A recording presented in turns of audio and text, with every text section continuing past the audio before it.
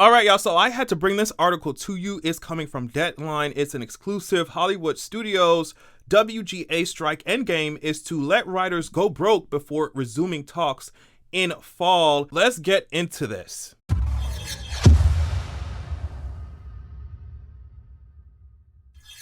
Okay, so I just want to say right now that just prepare your wigs. Prepare your wigs, because TV is about to get really, really, really, really shitty. I feel like we are now in the phase where they are releasing shit. They're trying to release shit that has already been written before this strike went on.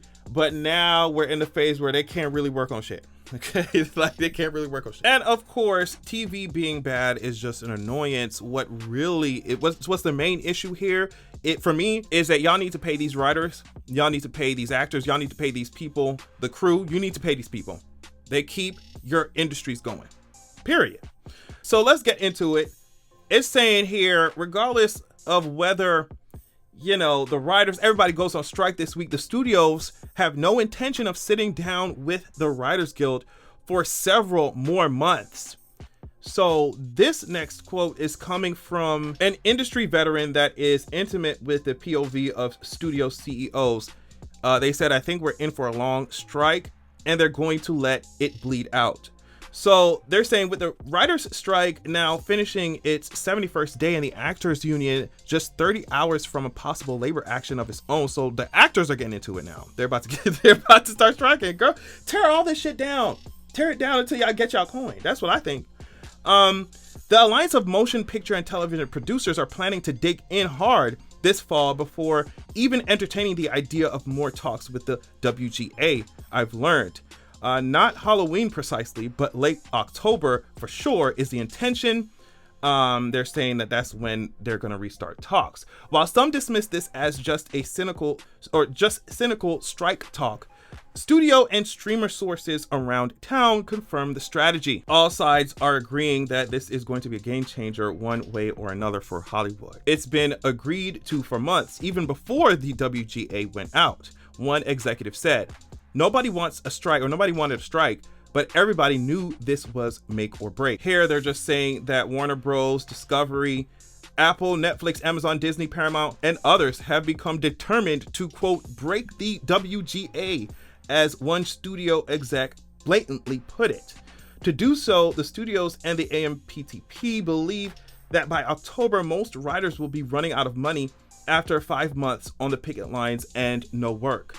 So the end game, one insider said, is to allow things to drag on until union members start losing their apartments and losing their houses. Acknowledging the cold as ice approach, several other sources reiterated the statement. One insider called it a cruel but necessary evil. And here they're saying that basically once the writers are strapped for cash, once they losing their houses and apartments and shit, they think that the writers are going to go to the WGA leadership and ask that they restart talks right before Christmas, right before the article says what could be a very cold Christmas. In that context, the studios and streamers feel like they would be in a position to dictate most of the terms of any possible deal. Let me see what else we need here, because I'm about to stop reading. Convinced that giving in, as another insider put it, to the writers will result in every contract cycle from the WGA, whatever, and the Teamsters and more ending in a strike, the AMPTP is aiming for the bottom line. I mean, we could read more. They just talk about how this is the first strike that the WGA has called in 15 years. They also talk about they go into more detail about like the actors upcoming strike or potential strike as well. So I don't know, we can stop here. Either way, I think that, and you've heard me say this so many times, I think that it's the cruelest thing ever to sit up there as an executive with how many fucking yachts and the CEOs, the C-suites, like to sit up there with how many fucking yachts, how many fucking homes, and to be sitting in there, right? On top of the coin that these writers and these actors and these crew members, bitch, I don't care if you was holding a fucking boom mic.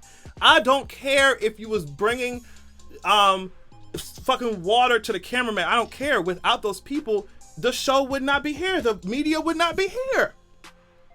So it's insane to me to see these people sitting in their fucking mansions and condos and yachts and islands and whatever the fuck, in their mind knowing that, hey, these writers, they're gonna be broke as fuck, they're gonna be losing their houses, they're gonna be evicted. And at that point, they're gonna come back and we're gonna, it's just to treat the people who are the lifeblood of y'all companies, the content makers of your company. Without these people, you would not be sitting in the yachts that y'all sit in today. Without these people, you would not be having the millions and millions of dollars that y'all pay yourselves, you know, every fucking quarter. It's just, I don't see how you can treat these people. And it's not like there ain't enough money to go around, right? Like, we've seen that. I just talked about how many fucking yachts y'all have. I just talked about how y'all pay yourself for, you know, millions and millions of dollars while these people fucking struggling, right? But that's one issue. But we've seen y'all waste money over and over and over again on shitty shows, shitty TV, bullshit. I mean, we've seen y'all. So it's like, y'all got the coin. Raising prices for the customers who are paying for these streaming services, but y'all don't want to pay the writers who keep the streaming services on, who keep it active, who actually make the content for y'all shit. Y'all deserve every piece of hell that these strikes are gonna call upon the earth. I hope that they change the face of the entertainment industry. I know for a while it's gonna be a lot of investment in reality TV because all that shit ain't really scripted like that. But I hope we come back around, and when we do, the industry has changed, because it doesn't make any sense for the people who are literally sitting down writing these TV shows, editing it. I don't care if you're doing VFX. I don't care what you're doing. It doesn't make sense for it to be such a collaborative effort with all these talented, skilled people, workers, and they ask in the company like, hey, we making this content for you so you can make some fucking money. The least you could give us is a living fucking wage. Is some goddamn benefits so we could wash our ass and brush our motherfucking teeth and take our ass to the goddamn, you know, doctor and what, like, goddamn. How does having that amount of money really fundamentally change someone's fucking mind to the point where that insanely, to the point where the greed is the only thing that they see? They can't even see that the people who are doing the hard labor of this shit keep their asses afloat. You shooting yourself in the fucking foot. I hate it. I hate it.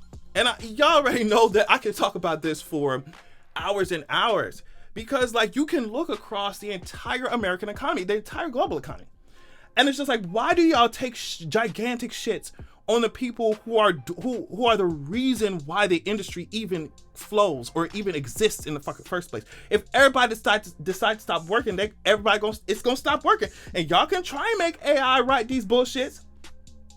Y'all can try to make AI write these shows if you want to, ho. Y'all, I mean, some of y'all hoes have a difficulty packaging the shit when human beings write it. And y'all think it's just, I hate it. I hate it that across economies we see how the worker, you know what I mean, is constantly devalued, undervalued, while profits skyrocket for these CEOs, these executives, while the prices for these streaming services skyrocket, you know what I mean, and go straight into their pockets. Why y'all think y'all can survive without creative people on y'all teams? Okay, we'll see. But yeah, I would just say, y'all, this is gonna be terrible. I can't believe that they're like, oh yeah, we'll just wait until the people who literally write our shows are homeless, and then we'll see. Like, how evil and disgusting do you have to be as a human being to say some shit like that, when y'all do have the coin to make it happen? Y'all do have the resources to make it happen. It's not like y'all don't got it. That shit is so disgusting. But yeah, I would say expect TV to be really shitty. Expect it to be really bad. Expect there to be like a boom in reality TV. I don't know what we're gonna do, y'all. I'm gonna have to reach back into the archives or something. You know, they taking shows off of streaming services anyway, so it's like sometimes you can't even watch the old shows that you want to watch. Girl, it's gonna be a mess. But at the end of the day, I can find some way to entertain myself, you know, like I can do it. The most important issue to me is not, you know, whether or not I got a good TV show to watch. The most important issue to me is whether or not these workers, these laborers, get fucking paid, and they need to, okay? Especially if we over here kikiing and laughing at every fucking review. You know what I mean? We getting our life with every scene. I mean, I'm thinking about House of Dragon. We laughing at our favorite characters, blah, blah. Pay these writers, pay these VFX artists, pay the crew, pay the interns, pay the fucking PA, pay these hoes, and stop playing with me. Anyway, tell me what y'all think about this. I thought it was absolutely crazy. Thank you so much for watching and checking out the video, and I'll catch y'all later.